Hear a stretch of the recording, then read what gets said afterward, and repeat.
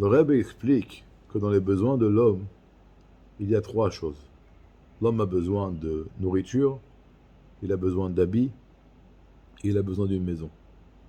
La nourriture, c'est quelque chose que l'on mange et qu'on consomme et qui devient une partie intégrante de nous-mêmes.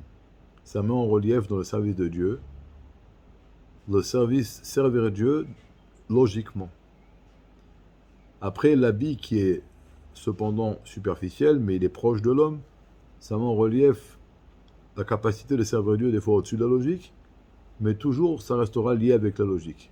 Par exemple, dans une telle ou telle situation, je vais vérifier dans le Shulchan Aruch, est-ce que le Shulchan Aruch me demande dans une telle situation de faire le don de moi? Donc quand même si je vais le faire, ce sera encore lié avec une logique. Et la maison, c'est d'être capable de servir Dieu au-dessus de toute logique, sans aucune rationalité. Les sages disent qu'un homme qui n'a pas de maison, c'est pas un homme. Cela veut dire que quelqu'un qui n'est pas capable de servir Dieu au-dessus de toute logique, alors c'est pas un homme.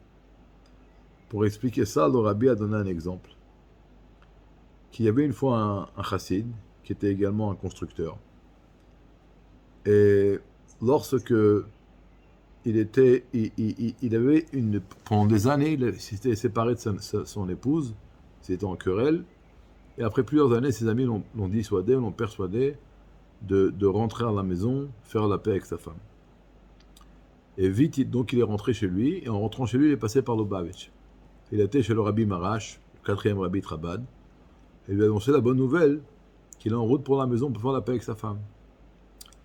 Et là, le Rabbi lui dit, et il dit au Rabbi qu'après il va tout de suite retourner à Pétersbourg, parce qu'il a une affaire à fermer avec l'armée, leur faire des rails de train.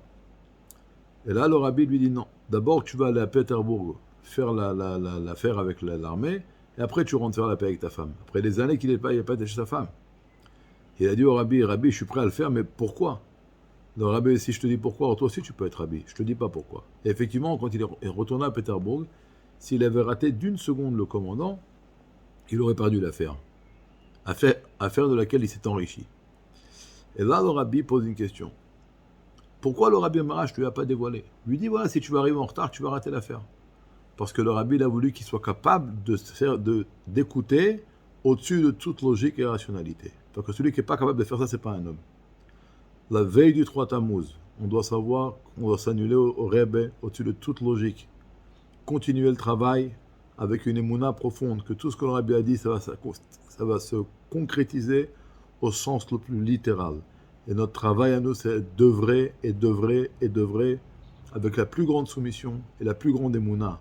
Et que Dieu fasse qu'avant Shabbat même, on soit tous réunis ensemble à Yerushalayim avec le 3e temple et le Rebbe à notre tête. Shabbat Shalom.